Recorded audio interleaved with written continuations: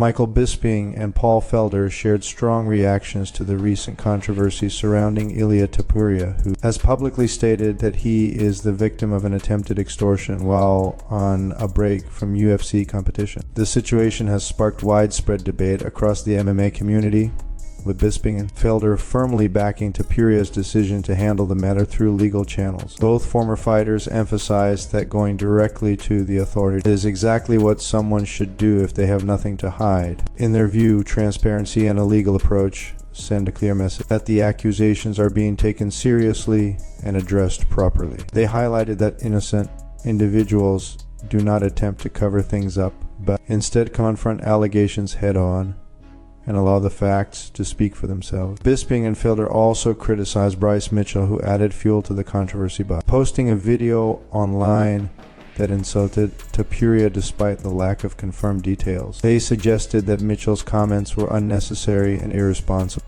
especially given the sensitive nature of the situation. According to them, jumping to conclusions without verified information only escalates drama and distracts from the principle of innocent until proven guilty. Beyond the immediate controversy, the discussion turned toward what this situation could mean for Topuria's fighting future, with the possibility of his return being delayed well into 2026. Questions have arisen about the UFC's next move. Prolonged inactivity could potentially put Topuria's championship status at risk, opening the door for an interim title fight to determine an undisputed champion in his absence. The uncertainty has also fueled speculation about Topuria's long-term plans. Some fans believe he could pursue a highly anticipated super fight against Islam Makhachev at welterweight, a matchup that continues to generate buzz.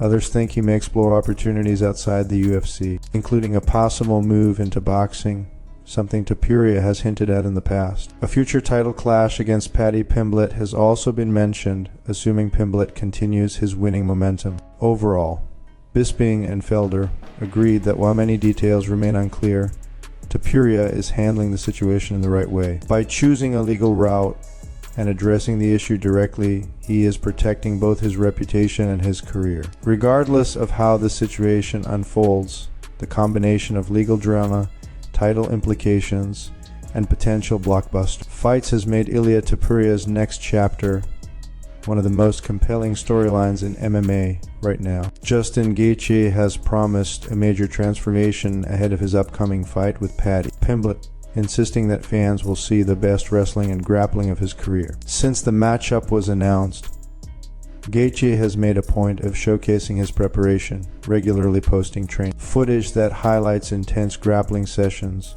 takedown defense, scrambles, and submission work. He has been open about the fact that wrestling has long been considered the biggest weakness in his game, and he is determined to erase that narrative. Gaethje has openly reflected on his losses to Charles Oliveira and Khabib Nurmagomedov, both of which ended in submission. Rather than avoiding those moments, he has embraced them as motivation. According to Gaethje, this fight represents what he views as his final opportunity to achieve his UFC dreams and close out his career on his own terms. He has stressed that he must be flawless for 25 minutes, believing that a perfect performance will allow him to knock out Pimblett and secure a title unification bout against reigning champion Ilia Topuria. While many analysts and fans are leaning toward Pimblett due to his youth, unpredictable style, and long winning streak, Gaethje remains a dangerous wildcard. His experience at the highest level, combined with his fight-ending power, makes him the kind of opponent who can shift momentum instantly. Gaethje has made it clear that he will not fade quietly in what could be one of the most important fights of his career. Gaethje also detailed the demanding structure of his training camp, explaining that he has added extra workouts to push his conditioning to new levels. His weekly schedule now includes multiple sessions per day early in the week, followed by high-intensity sparring, sprint work, and carefully managed recovery days. He believes this balance is allowing him to break his body down and rebuild it stronger, ensuring he is in peak shape when fight night arrives. Despite acknowledging Pimblett's grappling ability, Gaethje expressed confidence in his own development. He emphasized that since the Oliveira fight, he has dedicated himself to jiu-jitsu and wrestling more than ever before, and has even grown to enjoy the process. While he does not plan to actively seek grappling exchanges, he feels completely comfortable if the fight goes there. Gaethje remains confident in his takedown defense, stating that Pimblett would need to hurt him on the feet before any grappling opportunities truly open up. If Gaethje's improvements prove real inside the octagon, fans could be set for an explosive start to 2026, with two lightweight stars colliding in what promises to be an all-out war. Khamzat Chimaev has once again found himself at the center of controversy after new details emerged regarding his delayed title defense. The situation has drawn comparisons to other high-profile cases of championship inactivity and has raised serious questions about the future of the division. To understand how events reached this point, it is necessary to look back at developments from the past few months. Approximately 2 months ago, Chimaev's manager Ali Abdelaziz revealed during a media appearance that Chimaev did not want to compete again before the end of the year. This came despite UFC President Dana White publicly pushing for the champion to defend his belt one more time. As a result, expectations shifted toward an early 2026 title defense, with January or February viewed as the most likely window. During that period, Nasruddin Imavov emerged as the clear frontrunner to challenge for the title. However, plans for the matchup quietly collapsed, with no immediate explanation from Chimaev's camp. The first insight into the situation came when a close friend of Chimaev spoke to a Russian outlet, claiming that the champion had wanted to defend the title in February before Ramadan, but that the UFC declined the proposal. That explanation alone raised questions, but the situation escalated further when Imavov himself addressed the issue publicly. According to Imavov,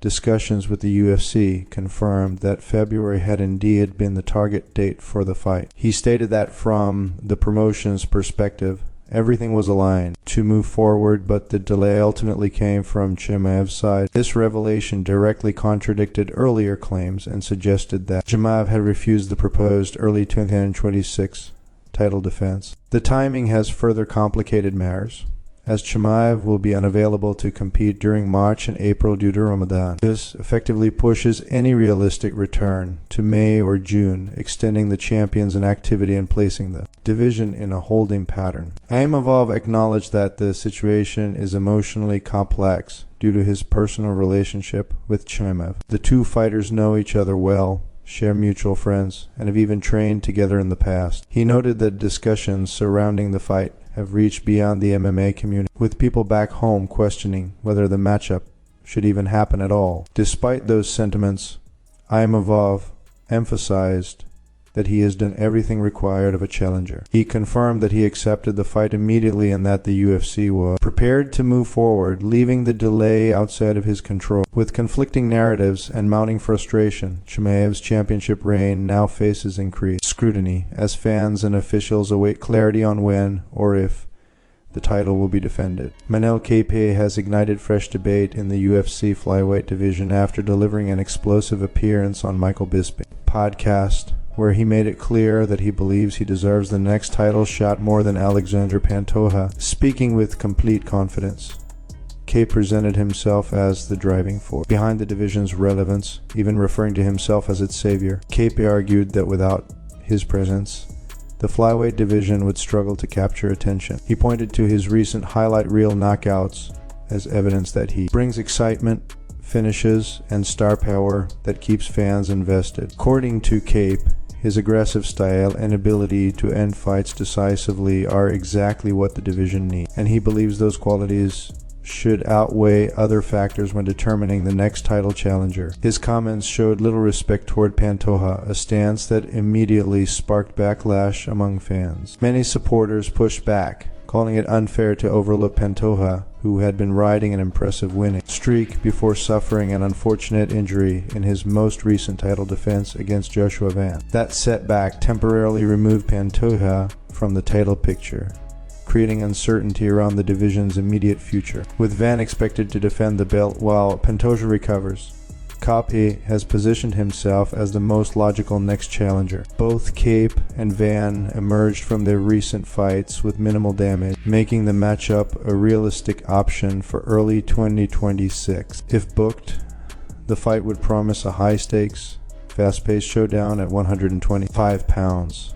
matching two explosive athletes with very different approaches to the game. During the discussion, Gaethje emphasized that a fight between himself and Van would be far more intriguing for fans than an immediate rematch involving Pantoja. He suggested that opening 2026 with a fresh title fight would be the perfect way to energize the division and draw new viewers. Kopp claimed that his striking heavy style is what attracts casual fans, arguing that people want action, knockouts, and memorable moments rather than slower, tactical battles. While Gaethje continues to campaign loudly for his opportunity in the flyweight, picture remains crowded. Tatsuro Taira is also firmly in the mix after delivering a dominant performance against Brandon Moreno, further complicating the title landscape. Despite the ongoing debate, there is little doubt that when Pantoja returns to full health, he will eventually challenge whoever holds the championship. For now, Gaethje's outspoken comments have added another layer of intrigue to an already competitive division. Whether his confidence translates into a title shot remains to be seen, but his ability to generate conversation and attention has once again placed the flyweight division in the spotlight.